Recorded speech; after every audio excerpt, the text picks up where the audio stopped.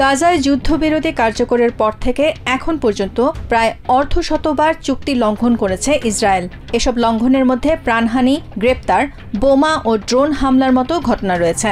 শনিবার এক বিবৃতিতে হামাস জানিয়েছে, যুদ্ধবিরতি শুরুর পর থেকে ইসরায়েলি বাহিনী ৪৭ বার চুক্তি লঙ্ঘন করেছে। এসব ঘটনায় দখলদার বাহিনী ৩৮ প্যালেস্টিনিয়ানকে হত্যা করেছে এবং এ সময় আহত হয়েছেন অন্তত ১৪৩ জন।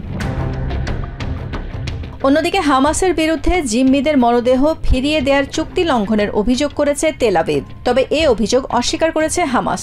এই সশস্ত্র গোষ্ঠীর পলিট ব্যুরো সদস্য মোহাম্মদ নাজ্জাল বলেছেন, জিম্মিদের মরদেহ আটক রাখার কোনো ইচ্ছা হামাসের নেই। মরদেহগুলো নিয়ে কারিগরি ও লজিস্টিক সমস্যা আছে। হামাস যদি জীবিতদের মুক্তি দিতে পারে, মৃতদের কেন রাখতে চাইবে? এ ব্যাপারে হামাসের কোনো আগ্রহ নেই, বরং লজিস্টিক যে সমস্যা আছে সবাই তা সমাধানের জন্য চেষ্টা করছে। এদিকে খান ইউনিস ও দেইর আল বালাহ সহ গাজা জুড়েই ধ্বংসস্তূপের নিচে অনুসন্ধান কার্যক্রম চালিয়ে যাচ্ছে হামাস। জিম্মি ইসরায়েলিদের মৃতদেহ অনুসন্ধানের পাশাপাশি প্যালেস্টিনিয়ানদেরও মরদেহ উদ্ধার করছে তারা।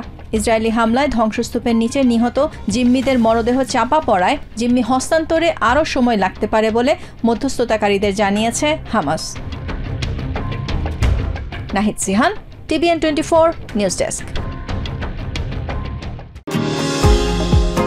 নিউ ইয়র্ক থেকে সম্প্রচারিত TVN 24 টেলিভিশন বিশ্বজুড়ে বাঙালির কণ্ঠস্বর।